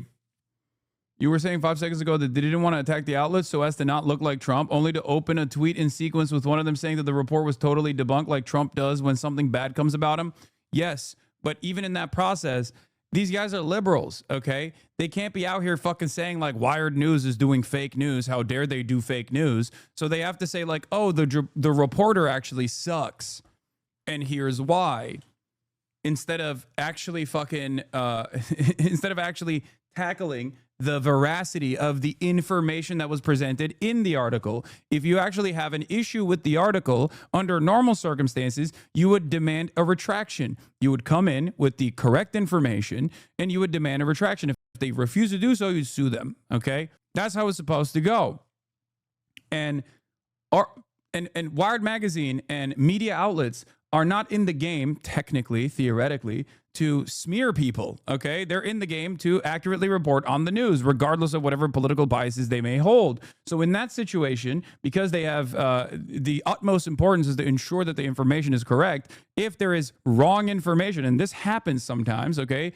They get a bad source, or they don't do their proper due diligence, and they get wrong information, they put out wrong information, they issue a retraction, okay? They issue corrections, they issue retractions, or sometimes they might even take the entire article down. So the fact that they're not doing that, but instead directly attacking the journalists on some completely irrelevant bullshit is, I think, a way for them to maintain this posture where they are saying, well, some of the stuff they're reported on is correct, but we're just going to paper over that and then directly tackle the messenger and not the actual message. Not just the journalist, but her whole audience. I mean, it's the journalists. They're mostly going after Taylor and saying that she is a biased online troll. And it sucks because, like, no matter what people do, you just like there's unfortunately not too much media literacy. There's not a lot of understanding of how news is reported on. And Taylor certainly doesn't have many allies in general as well. So, like, there isn't even that, like, same network of content creators that she could, like, rely on that would just be, like, that would actively go out and defend her. That's it. That's the reason why this is, like, they're doing overwhelming pushes on just, like, going after her directly. It's not her first rodeo. So I think ultimately she'll be fine. Because as long as she does good work, like, obviously credible outlets will rely on her for doing decent reporting. Leftist that is known for being very critical of the Democratic Party, and I'm a member of a training program called Chorus that teaches political content creators on the left how to grow their platforms and make content creation into a full-time job. I have a slew of receipts to explain why a very fear-mongering article that came out yesterday about how this program works is just very inaccurate. And I think I'm a good person to talk about this because I've seen a lot of people afraid that this program is just a way for Democrats to pay people off to blindly defend Democrats on the internet. And I understand the fear because that would be diabolical if it was true. But this is a video of me yelling at the DNC literally yesterday over their refusal to endorse an arms embargo against Israel. I am not one to hold back on criticizing the Democratic establishment, so I think I'm useful proof that that's not what this program's about. I do feel there's people in this cohort who shill a little bit too hard for the Democrats, but that's a them problem, not a this program problem. Without further ado, let's get into the claims of the article versus my receipts. Okay, so the first main big scary thing that's written into this article is creators told Wired that the contract stipulated they'd be kicked out and essentially cut off financially if they even so much as acknowledged that they were part. Wait. Oh, she says she criticized the Democrats yesterday. I mean, I don't know if she's criticized the Democrats before then. I don't know who this person is. I don't know what her background is. But it doesn't matter. It doesn't matter. It doesn't matter. It doesn't matter. Listen, never heard the word cohort used so much. Yeah. I know people who vouch for this person, but she obviously isn't indicative of the core base of Chorus creators. Life is so crazy. There's a lore master online for everybody. Anyway, let's see what she says. The programmer that Chorus existed. Stop punching left, please. Wait, I'm punching left. Is literally me. Hi. Here's a video of someone named Heidi who's in the cohort explaining what Chorus is and that she's joining it on November 20th, 2024. Here is the Chorus website that is public facing. Anyone can see it with literal pictures. This is what I meant. There's some content creators that are affiliated that are on the website. The creators that are in the cohort. In the contract I signed, there is some language that says, hey, please, before you make a public statement about what Chorus is, just check with us. The reason for that is that, as the article states, there's over 90 influencers in the program, many of whom have very small accounts and joined the program to get mentorship and happen to be immigrants or trans in a red state, right? And already happen to be kind of in extra danger right now. And so the goal with the please check with us clause was to make sure that small creators who already had targets on their back weren't accidentally featured on a huge page and then suddenly have an onslaught of threats from the right. Chorus has never been kept some nefarious secret, right? People have been talking about it. It was more just, hey, this is already an unsafe job for some people. Check with us in advance so you don't accidentally add to someone's unsafety. Okay, number 2. According to copies of the contract viewed by Wired, creators in the program must funnel all bookings with lawmakers and political leaders through Chorus. No, again, I literally have the I don't know these smaller creators, but I do know the large ones that have constantly attacked everyone directly for not supporting Joe Biden or Kamala Harris due to the genocide. Really fucking horrible people this program supports is what I have issues with. I mean, that's the problem, right? The problem is if you are setting up a pro-democratic party, if you're setting up a pro-democratic party influencer network, and the influencers you're working with are either somewhat silent on Israel or were silent on Israel when the Democrats were doing it, but are only now speaking out against it. But even then, it's not super aggressive as the tides are shifting, and spend a good deal of time shitting on the left flank for demanding that, correctly demanding that Kamala Harris take a stance on this issue and separate herself from the Biden administration in order to win the election, or in order to just not come across an immoral, bloodthirsty monster, any number of different good and valid reasons for why people might criticize their representatives that they are going to inevitably vote for or choose not to vote for, right? All of that stuff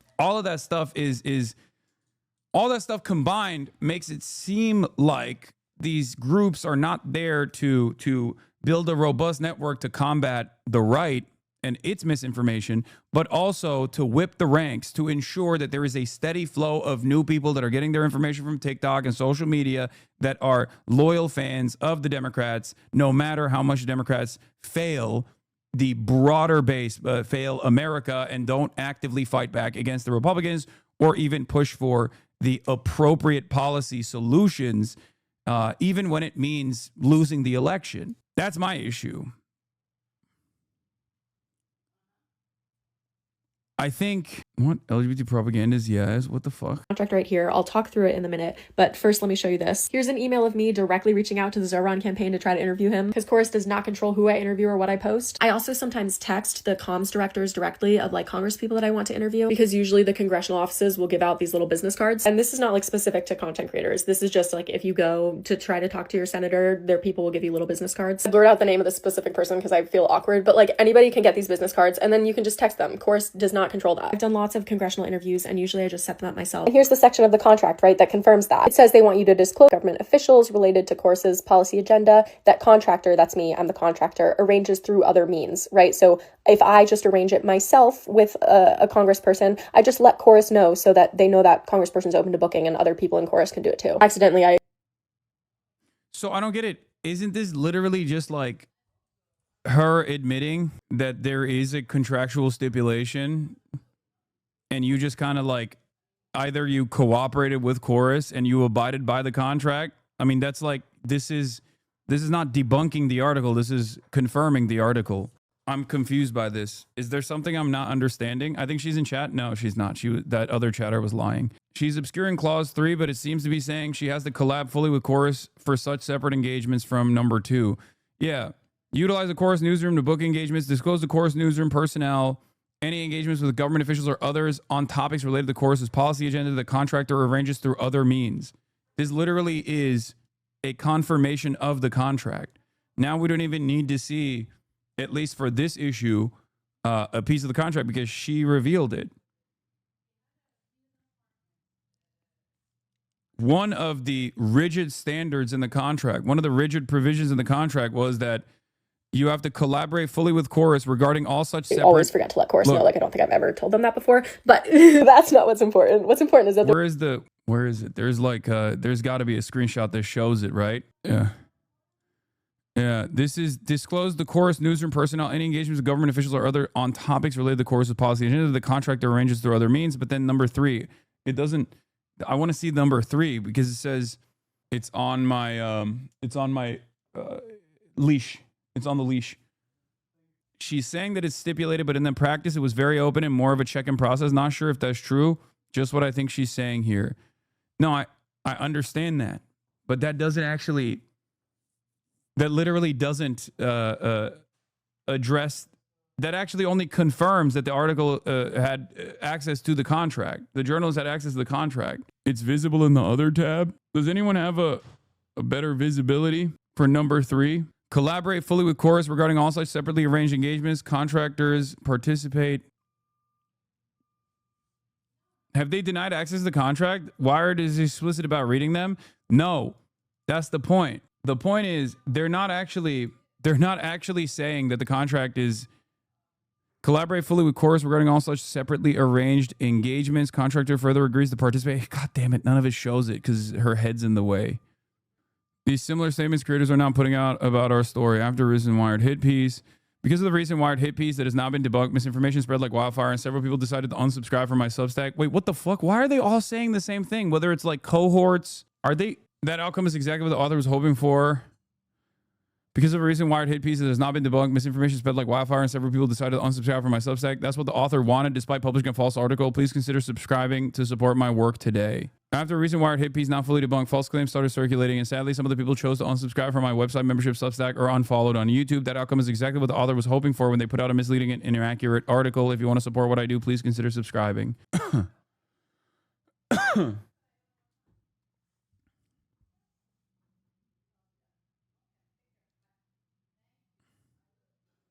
For smear attacks from other journals against journals they don't like in group chats. If you're a real journo, you should be questioning / thinking critically instead of piling on. Yeah, I mean, that's true. I mean, yeah, like journalists have the same networking problems and like petty disagreements and shit too, for sure. Was it actually debunked? No, they're just saying it was debunked. They didn't actually debunk it, and it seems like one of the people that released a piece of the contract in an effort to debunk the contract unironically actually confirms that this was one of the standards. It confirms one of the standards that Chorus actually applied to their content creators in the own contract. Like, she's literally saying it right here. She's showing it. Yeah, she bunked it. instead of debunking You're it. literally acknowledging here that you can book it yourself. And the fact that the person who wrote this article claims to have read through the entire contract, but like, here it is, clearly written. Yeah, collaborate fully with Chorus regarding all separately arranged engagements. Contractor further agrees to participate in That newsroom what for the you booking stated in your article was opportunities. categorically false. Like, that is quite concerning about your journalistic integrity. Like, I get that these contracts are long and confusing. That's why people have lawyers and managers to help them, but you don't write an article about it unless you understand what's going on. This whole article is just written like, you know, this group, they have money and so they control them. And it's just like, no, that's not what's happening. If there is someone in this cohort that you are like, they are too much of a shill doing whatever the Democratic Party says, it's not this program that's the reason for that. I don't know how to put this nicely. It's either a personal moral failing by those people or it's a different contract they're under that says they can't criticize Dems, but it's not this one because I'm under this contract and you can catch me on the daily making fun of Andrew Cuomo. Her core claim here seems to be that they don't have discretionary power over bookings. I mean, yeah, they don't have to abide by it if they don't choose to. But that doesn't mean, like, it's up to the discretion of the company to void your contract if you are operating outside of the contractual boundaries. Yes, it's up to Chorus, but the very fact that that is a contractual stipulation is confirmed. And it's not only confirmed by the contract itself, but it's also corroborated by numerous influencers that thought that the contract itself was far too rigid.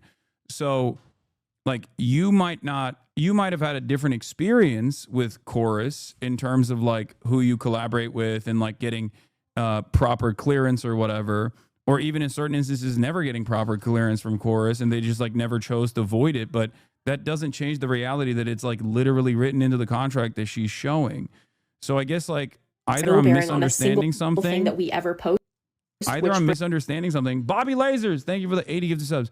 Either I'm misunderstanding something that she's saying here. Is she going to show something else? She just a very naive presentation of the contract saying they wouldn't enforce it. Yeah, you can't it. That's not what the contract says. It says that you have to let them know, not that they need approval. I'm pretty sure she's saying you must disclose, but not that there is discretionary power. But when I read contracts, I would interpret that as most power being granted to Chorus. Exactly. Ultimately, if you don't report to Chorus, they can just cut you, which is exactly what the article is saying. And that's legalese for saying you have to report it. It's mandatory. The fact that they don't actually follow through on this and like and void people's contracts over it doesn't change that dynamic at all.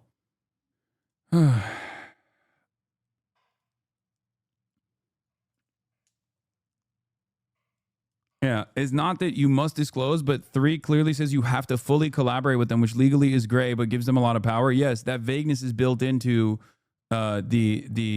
that vagueness is built into the contracts on purpose so that you're still at the company's discretion. You're still at the organization's discretion. They can like let you go, and they have financial power over you in that regard. That's it. So it's it just doesn't make sense to claim that this is like a big misunderstanding or something.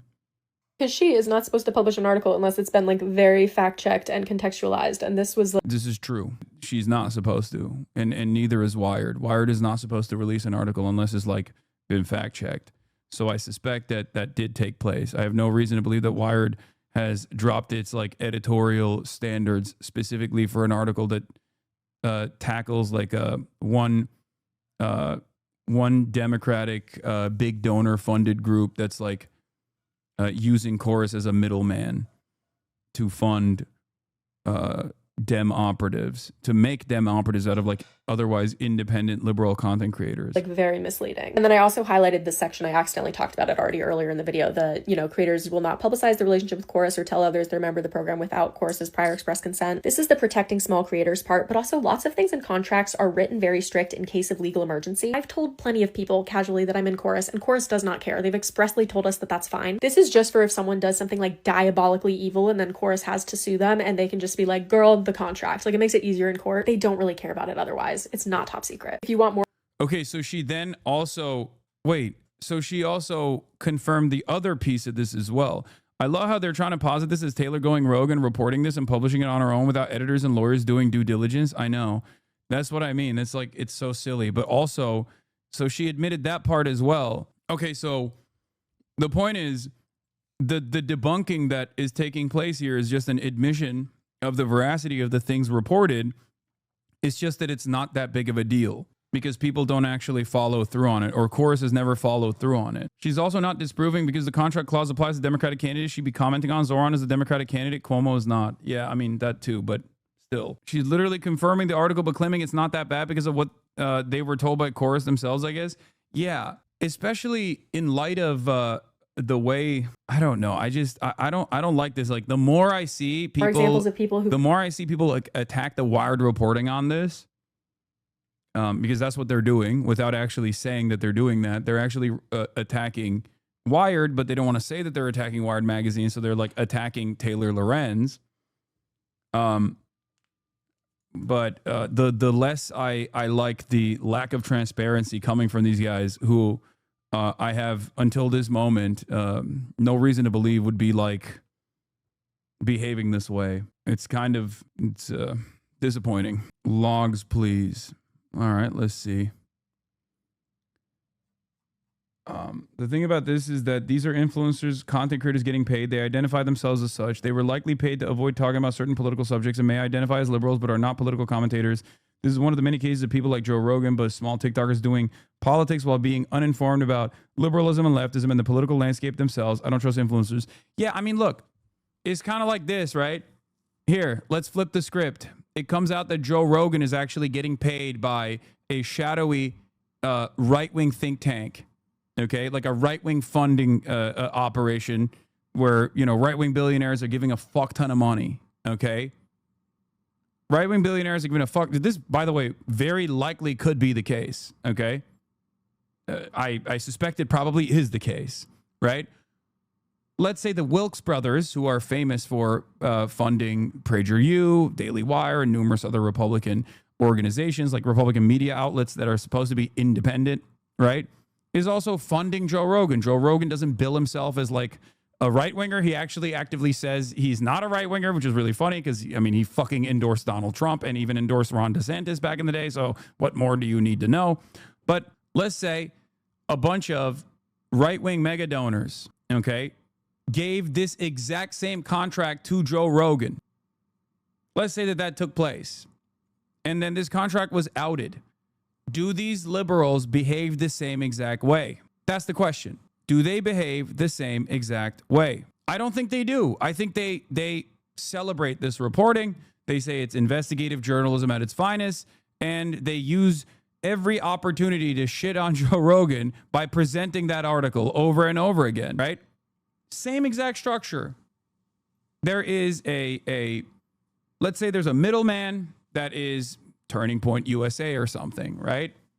And Turning Point USA is giving a contract to Joe Rogan to that dictates like who he has as guests and all this stuff, but they don't enforce it. But they have it in the contractual. They have it in written, okay, in their obligations, in their contractual obligations, where like you have to check in with us. Who your next guests are going to be. And, you know, we have some level of like editorial control. We don't enforce it, but that doesn't matter, right? It still exists in the contract. And that was outed. If that was outed, people would celebrate this piece of reporting. But a lot of liberals are not looking at it in that same way. A lot of liberals right now are going, oh, this is an independent news network that's just like simply for no reason, with no stipulations whatsoever, just choosing to fund liberal influencers, some of which are political commentators, some of which are not political commentators, but they're just like funding liberal influencers, and there's no contractual stipulations, even though there are, right? But they don't actually abide by it. It's up to their own discretion, and they don't actually follow through on these contractual obligations ever. And that's really fucked up that you're you know, covering this and talking about the lack of transparency in this process. Now, I'm no big city lawyer, but if the counter here coming from all of the content creators that were a part of this program is that they were just giving us money for no reason and because they like our vibes, and the contractual obligations were actually not real, or even if they were real, as admitted by this person, they actually never held us to that standard. So this article should have never been written. Well, what's the reason why they're giving you the money? Or what's the reason why they gave you a contract then? They could have just given you the money, no questions asked, without a contract, right? It just doesn't make sense. The counters doesn't make sense. The counter narrative coming from a lot of people simply make no sense to me. I want to believe them, and I'm being as charitable as possible, but it genuinely does not make sense. Will you ever be transparent about the fact that your broadcast is funded by us, the viewers? Always. The Parker Broadcasting Service is funded by you, the viewers, for you, the viewers. And if PBS ever takes ads, there is no editorial control, and those ads abide by the FTC standards with the hashtag ad. What is this? You are load the both sides, everything. So I'm giving you a taste of your own medicine. Let's talk about Clarence Thomas and his wife Ginny. Wait, what? What's with all that send the vote PAC money to Rogan before the Trump interview? Wait, what? Chatter. Why do you think I'm against that? Why do you think I'm at odds with you? Yeah, that's fucked up. I just said there's a very high likelihood that Joe Rogan also did get dark money funding. It's so confusing. I'm saying that's bad. I'm saying that's bad across the board. Do you think I'm a Republican? What the fuck? No, I love you. Okay, thank you, Professor Twitchy. She said Chorus could end the contract if someone has nefarious intent, which means they're leftists and not pushing the Dem Party propaganda. I mean, we don't know. We don't know if that's the case. What we do know is that this is written in the contract. What they use this for, well, that remains to be seen. You played a part in creating the permission structure for leftist content and are missing out on the dark money bag, huge L. I'm good. Even when it's a group, even if it's a political advocacy group that I agree with entirely, that have wanted to give me money for marketing to promote them, I've said no very openly in the past. And the reason for why is because I think it's better for them to use those funds elsewhere, right? Publicly talked about Chorus for a while. I'm happy to provide them. Feel free to comment. I just used Heidi's example because I think it's just very obvious. Okay, I have 2 more things to address in this video, and then feel free to comment if you have more things you want me to explain. But the first is, we've talked a lot about what Chorus is not, because that article led people to believe that it was this, a plot by the DNC to be able to just pay people off. Hamni Kadoza, thank you for the 20 gifted subs. Off to blindly obey them. Now that that's been debunked, let's talk about what Chorus actually is. I have my Google Calendar for the week here to explain. Every morning, we start off with a news update meeting. Okay, we meet for 15 minutes. I wake up and I'm immediately just told what the news of the day is. And we all get a chance to ask questions if we want to know how a specific lawsuit is developing or what is Trump expected to do next with the National Guard, right? We're just making sure we're all the most informed. These are very brief. Sometimes they're 5 minutes. Then 3 times a week in the... Bro, this literally, I'm telling you right now, role reversal. If the American Enterprise Institute or the Heritage Foundation was doing this, which, by the way, I have no reason to believe they're not doing this. They probably are doing this. And someone cracked that case, we'd be fucking popping champagne, talking about how fucking we did it. We found out. That's crazy. That's they're giving you talking points, girl. What the hell? That's I mean, I understand why this. Here, I'll give you an example from Congress. Everybody fucking hates lobbying, right? This is the exact same argument that congressional, long-term congresspersons make about lobbyists and why they're important. I can't read every piece of legislation. I'm not the most knowledgeable on every piece of legislation. So obviously lobbyists are good for that reason, because they make things easy to understand. They give me the talking points. They tell me all the good parts about this piece of legislation that they helped write. This is literally the argument. If you ever listen to congressional representatives that are constantly defending this unjustifiable structure that has caused America to turn into a direct oligarchy, they say that. They're like, well, they're giving me the talking points. I can't fucking go and look for the talking points myself, but it's your job. If you are an independent content creator, it should be your fucking job to learn the day's news. That's what I do. This doesn't make any sense. What she's doing to talk about how group is, unironically, from my perspective, looks a lot worse. The only reason why a lot of people don't see it as being bad is because they're well, the Republicans do it too.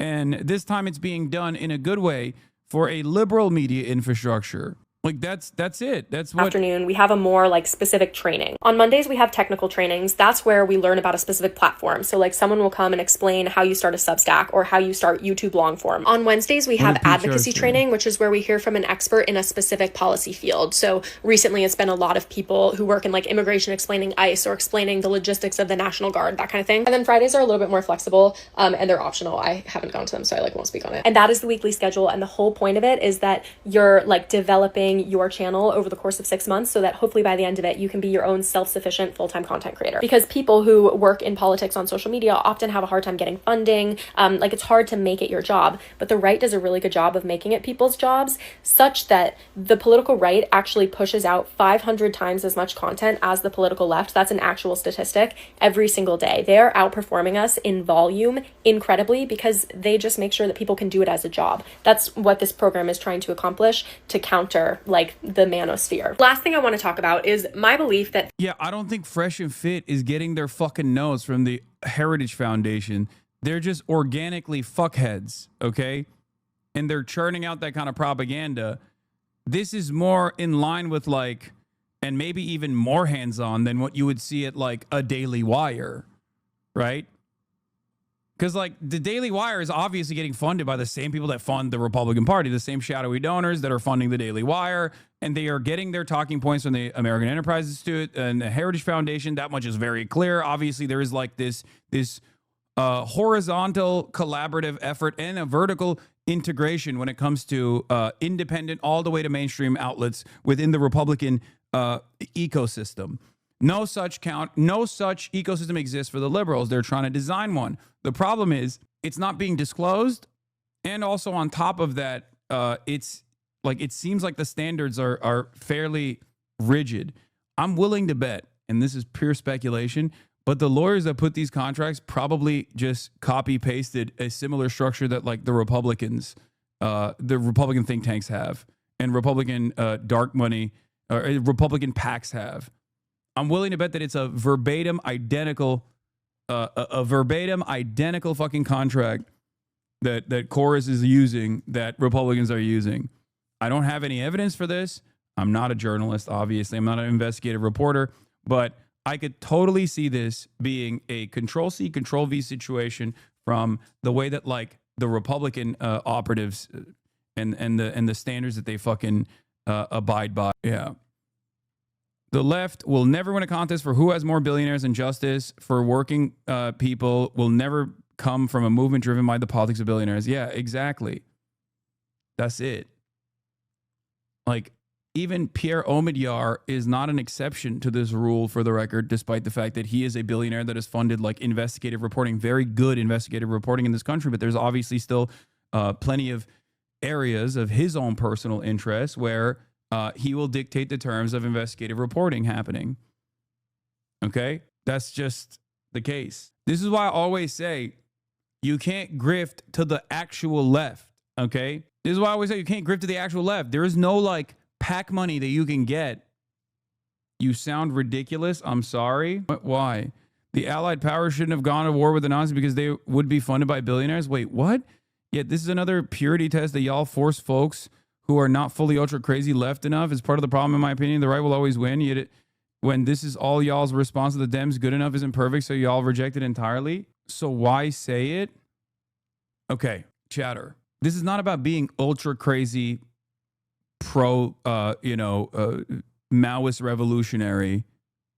This is just, I'll use a simple example for you, okay? I'll use a simple example for you. Something that I've said a million times over. Why do the Democrats keep losing? Because they are beholden to their corporate benefactors. And that causes them not to directly address many of the issues that all Americans are facing, where they could actually, if they were earnestly communicating, they could actually win tremendous victories over, right? Do you not want a Democratic Party that stands for a lot of Bernie Sanders' policies, for example? What's up? What are you? Oh, okay. Medicare for all, free college for all, like universal programs, protecting Social Security, expanding the welfare state, public housing. There's a reason why the Democrats don't do this. And the best example I can give you is Kamala Harris's campaign, how it started, and then how it finished. Kamala Harris's campaign started. There was a lot of momentum. A lot of people were excited about it. They were like, oh my God, finally, it's not the old man, the decrepit old man. Maybe this is a change of pace. This is a change of attitude. Kamala Harris actually came out and said, we're going to fix grocery prices, right? She literally said she's going to do a price capping scheme. Okay, Republicans attacked it relentlessly, said this is communism, this is Venezuela. It only became more popular in the process. But at some point, Kamala Harris talked to her brother-in-law. Kamala Harris's brother-in-law is on the corporate board of Uber. And Kamala Harris's brother-in-law literally turned around and said, cut it with this anti-billionaire populist shit. It's not going to work. You have to be pro-billionaire. You have to be pro-corporation. And Kamala Harris's campaign changed its attitude after that conversation took place. They brought on what's his name? The fucking former Dallas Cowboys. Mark Cuban. Mark Cuban started becoming a spokesperson for the campaign, went everywhere talking about how Kamala is actually better for billionaires, blah, blah, blah, all this shit. And the reality of the matter is that was part of the reason why they were just bad at communicating to the rest of Americans that were looking for some kind of real radical change that would help them, right? That became a failure for the Democrats. They lost. They lost the election for a million different reasons. This is one of them, right? But the problem there is the same problem that persists here, which is that billionaires and millionaires and all these like advocacy groups are not funding these people so that they can undermine the position that they have in society. No billionaire is going to give money to a person who is saying billionaires should not exist. Okay? And unfortunately, a lot of people do not understand that like Democrats have to stand 10 toes down, present the super wealthy as enemies of the working class. This is not radical politics. This is what a lot of social democratic parties do, even if it's aesthetically something that they do. That's it. Do you see what I mean? And this is the issue. I don't even have a problem with like funding left media or liberal media or things of that nature. I still think that this process should be transparent. Simply presenting the opposing side as having a non-transparent vehicle to deliver this kind of messages to as broad of an audience as possible doesn't change that reality. I'm not defending Dems, but if you think that not funding folks on social media to counter the right, you're being really unrealistic. No, that's not the point. Okay. This is the same argument that Democrats make. We have to get backed by billionaires and corporations to win elections. That's what they say. Do you understand? Do you not realize that this is just an extension of that, but just on the TikTok side of things? That's what it is. We have to demonstrate our servitude to the wealthy, to the interests of the wealthy, or else they won't fund us. And if they don't fund us, we won't win elections. That's the argument. The solution here is to demand to take money out of politics, not to demand that some of that money come my way. You want all messaging to be one way and that's not going to work? Okay. Ultimately, this reads to me like people are demanding that the Democrats become more like Republicans. And there are certain ways in which the Democrats should become more like Republicans. They should fight hard. They should sometimes cast aside the way that they are utterly servile to preserving institutions, for example. They just like are institution defenders. It's not a good way to go about it. Republicans will break the institutions apart. Use the institutions to your advantage when you're not in power, and then break them if they become a hurdle in putting forth a radical agenda that will improve the lives of the working class. Having said that, this goes beyond that. When I say fight like the Republicans, I don't mean like literally get funded by corporate benefactors that have rigorous standards on what you can and can't say that control your editorial independence this dramatically. Yeah, I mean, this is another thing. I always thought that Dem influencers hyping Biden felt like reassuring middle-aged people that Biden had young support rather than actually expand his appeal and outreach to young Dem voters. This was a failure for that reason. This is also like this is at the heart of everything that I stand against. This is the major problem. This is the major problem with like the way that the Democratic Party is trying to carve out a place for themselves in the independent media landscape. Okay, if you are not being transparent, if you're not actually abiding by if you're not actually trying to be as transparent as possible with what you are doing, and you're not revealing who your funders are, you're not revealing how much editorial control exists, then you inevitably are going to be defending the Democratic Party unconditionally and vociferously because you have a financial imperative to do so, and you're afraid that this will void your contract if you don't do so. And in that process, you're just creating this echo chamber where you're just spitting out the same fucking status quo politics that doesn't win elections, that loses elections. You just became another version of a Democrat Party consultant that goes on CNN and says, we can't talk about Israel because our voters don't want us to talk about Israel, which is a lie. Do you understand? Open Presence, thank you for the 25, get the subs. Yeah, the PBS, the Piker Broadcasting Service, is sponsored by Open Presence. That's my big oiler.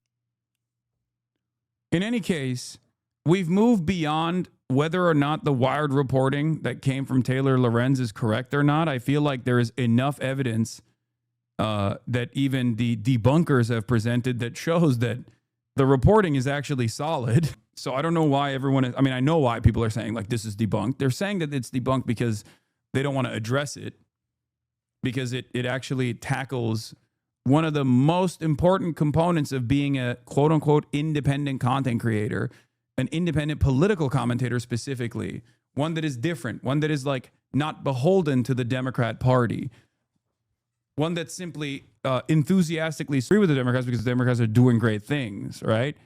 Like when you are outed as being funded by Dem donors with like some fairly straightforward boundaries on what you can and can't say and what you can and can't do, then all of a sudden your audience is going to go, oh, are you just saying this, or are you just like reading a talking point that you got from a Democrat Party influencer media company that is like a middleman for big donors, shadowy donors? Here's the clause you couldn't see in the contract written out. Fully based on the screenshots. Yeah. Collaborate fully with Chorus regarding all such separately arranged engagements. Contractor further agrees to participate in newsroom events or booking opportunities in person or events at least twice per month. Like this is proof. This is a key component of the article that they're saying is not correct. And the only reason why we know about it is because this influencer wanted to debunk it as a person who is with Chorus. And the only debunking that came from her side was to simply say, oh, they don't actually like abide by this. It's just in the contract, but it doesn't mean anything. Okay, but if it's in the contract, and there are other influencers who have taken issue with this contract and tried to redline it, and they said, no, you can't redline it, that means they actually do care about this. They do care about it enough to keep it in the contract, and therefore, there will come a day when they will use that. And perhaps going back to the article itself, this proves that the article is not incorrect. Part about that, specifically from like the influencer side of it, they were offering influencers like thousands of dollars in order to post only good things about the IRA. And if you were like, hey, I'm going to be a little bit critical in my video, and they'd be like, oh, you're critical, you don't get the money. And so if you see influencers that are like, this is why I always say, if you see influencers that are unable to be critical of Biden to any degree, there is a good chance that through some maybe proxies or organizations, they're getting paid to say the things that they are getting paid. Yeah. And Sean is not the first person that is like talked about this, right? And now we just have receipts. Like I said, if this exact same thing was happening with the Republicans would behave in the exact same way, but the liberals on the other side of the equation would be celebrating this as great journalism.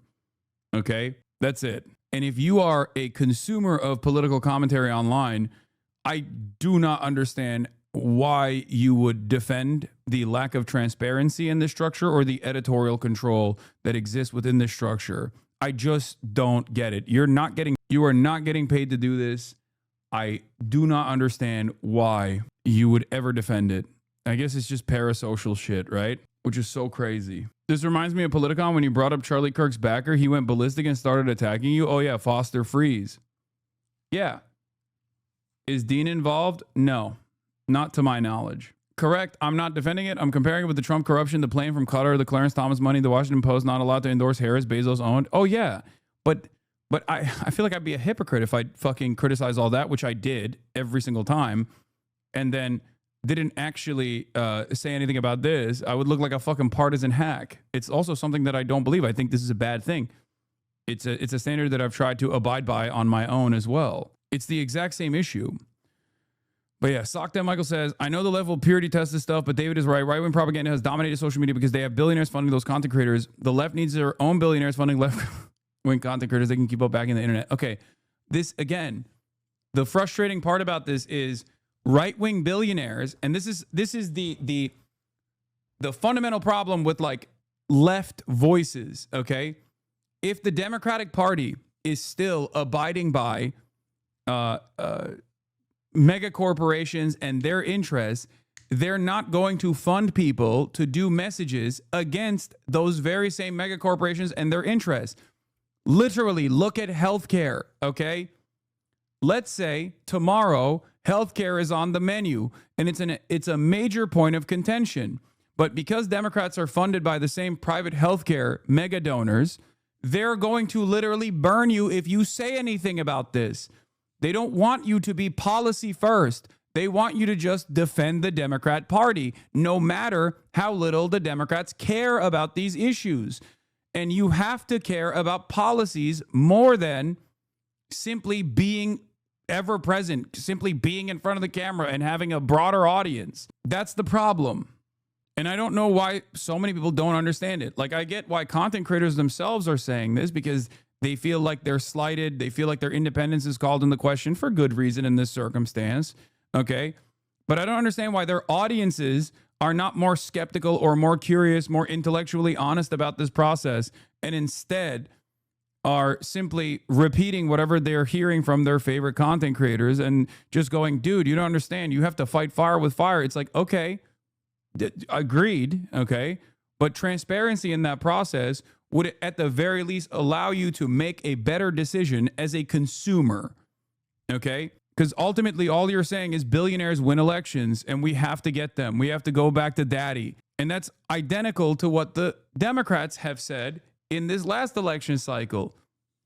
They didn't want to actively go after the incredibly, immensely corrupt corporate structure that exists, that actually has played a formative role in undermining a lot of American civil liberties, their economic situation, because the financial interests of mega corporations is far more important to the Democrats, and the continued super profits is far more important to the Democrats than actually fixing some of these problems.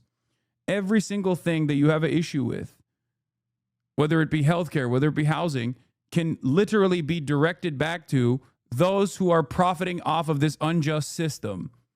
And if you are going to the same people who are profiting off of this unjust system and using the disposable income that they have on the side to fund you to do commentary, they're not going to fund you to do commentary against those people. No wealthy person is going to fund you to say, fuck the wealthy. It's that simple. Liberals think we're purity testing. We're upset about this because of the purity testing and the principle of it. I don't know about you, but I'm not most concerned about letting Republicans win. Spewing losing Democrat talking points doesn't stop that from happening. It's not the funding itself. It's that they're being discreetly paid to... Exactly. They're being discreetly paid to say loser shit. And if there was at least some semblance of transparency about who's funding and what the restrictions are, then at least you know if it's loser shit or not. You know Kalinsky's going to use this to plug his Patreon for 5 minutes? Then how come so many of these creators are pro-Palestine and pro-Zoran? I don't know how many of these creators are, but some of the top creators are not pro-Palestine. They might be pro-Zoran now, but they certainly, I would ask them if they were pro-Zoran before he actually won the D next to his name in the Democrat primary. This is functionally no different than shitting on Richie Torres for being a fucking AIPAC attack dog. This is functionally no different than shitting on Hakeem Jeffries when he discreetly went to Silicon Valley tech CEOs and said, hey, when we come back to power, We'll suck you off in the same fucking, we'll suck you off in the same exact way that the Republicans are right now. Don't worry. We won't actually disrupt your ambitions. We won't actually go against you.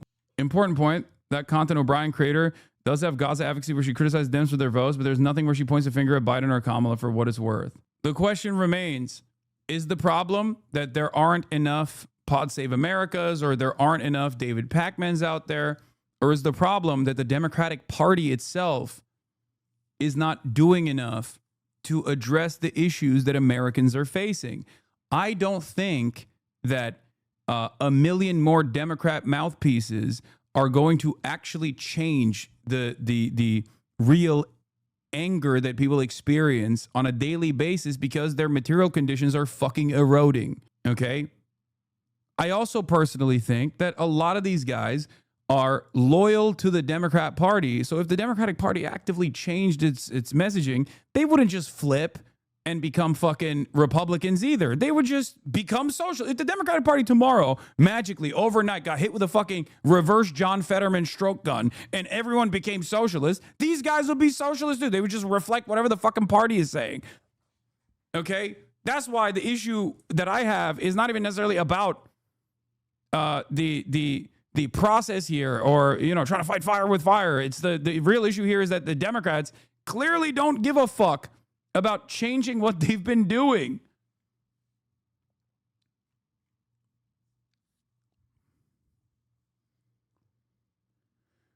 Reverse Fetterman gun is just a second car crash. You don't know that. You don't know that. He might get worse.